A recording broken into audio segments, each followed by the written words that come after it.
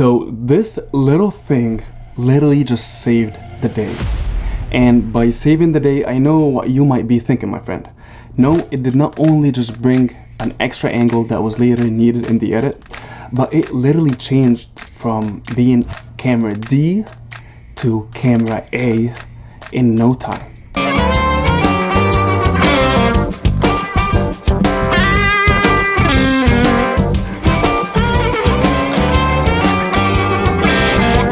Before diving into it, let me just give you some context first.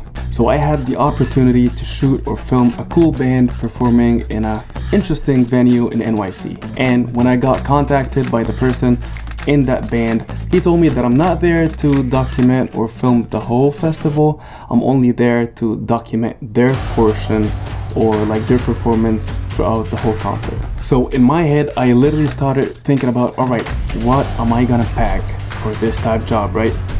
And right off the bat, I thought of a 3-camera setup, right? Because you can never go wrong with a 3-camera setup. So in my head, I was like, okay, so there will be one, like a wide angle, getting the whole stage, right? With a little bit of the crowd.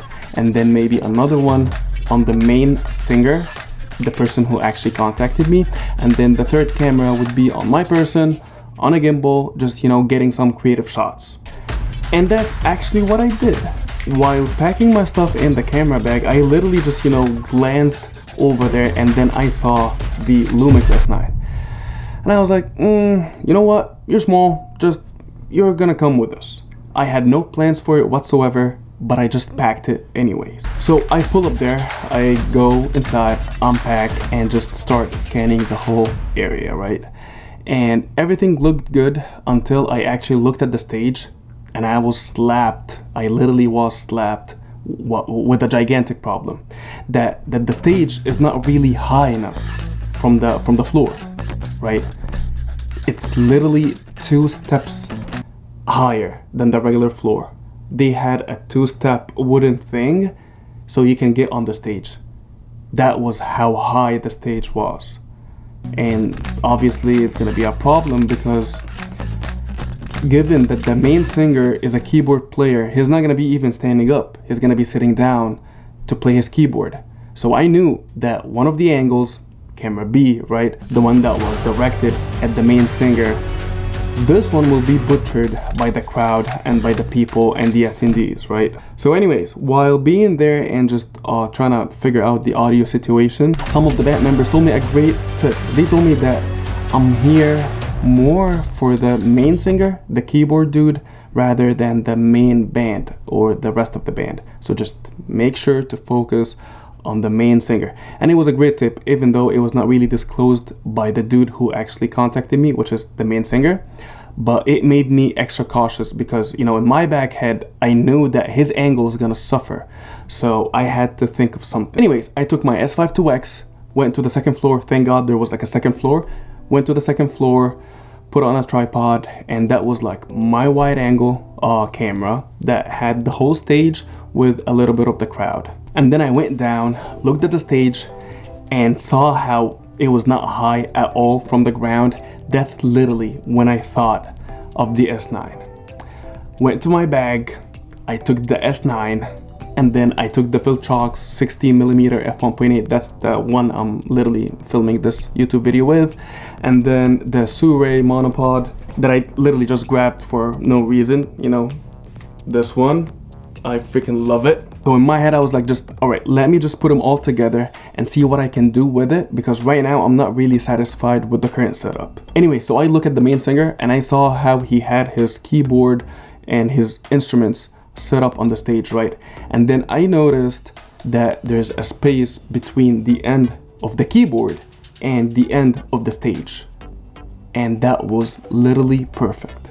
It was the perfect place to actually grab my monopod and put it in that space. I ran off to the main singer's area, right? I put my monopod to the side, but then, I didn't like really the composition. So like a minute later, I grabbed it, put it in the middle, right? Put the monopod down a little bit and then tilted the camera up, facing the singer, right? Facing the main singer, the keyboardist. And the composition was super cool. So the lower half of the frame was literally his fingers, right? And given it's a 60mm, so it's super wide, so like his hands are like big in a way, so his fingers on the keyboard, and then the rest of the frame is actually for his body with a little bit of a head space because he tends to get up from the chair, like stand up when he gets in the zone. So I had to put that in mind as well. I left it rolling the whole concert. I left it rolling. It was shooting on 6K 24 frames per second open gate, and by the way, that was matching the rest of the cameras, so I had no problems whatsoever. It recorded for long takes, and again, it performed like a champ. There was no complaints whatsoever, and it was perfect. And just like that, it really saved my ass. It turned from a camera that I didn't even take from the bag, right? It was like a potential camera number 4, camera D, to be in the main camera with the cleanest shot that was rolling the whole time, not interrupted. Yeah, S9. It changed the way I do things, it changed the way I approach and do photography. But in this video is like a proof of concept that if I wanted to actually depend on this camera for professional work, I know that this camera can deliver. I'm not saying that this camera is made for this type of work, but this little body that has a full frame open gate sensor, this beast of a camera, can deliver when you want it to. So yeah, this video was merely a little story about how this camera saved my ass. I just wanted to share that with you guys.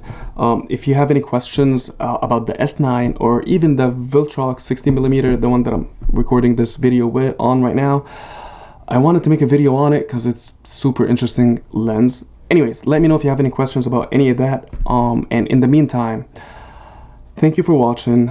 I'm gonna catch you in the next one. Again, I appreciate you guys.